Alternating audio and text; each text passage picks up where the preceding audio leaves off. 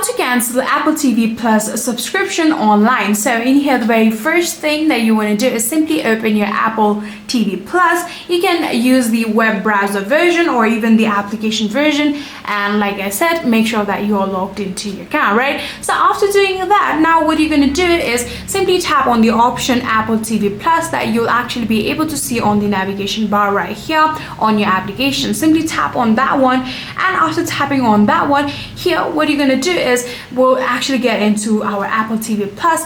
Then from there, you will actually be able to see the option of settings. What you're going to do is simply tap on that settings that you'll be able to see on the top right corner right here, and then after tapping on that settings, you'll actually be able to scroll all the way down until you see subscriptions. Then you can tap on subscription, and then you can tap on the option manage, right? So after tapping on manage, you'll be able to select your Apple TV Plus. Then you can simply tap on the option cancel subscription, and then you can confirm the action, and that is exactly how you'll be able to cancel your Apple TV Plus subscription online.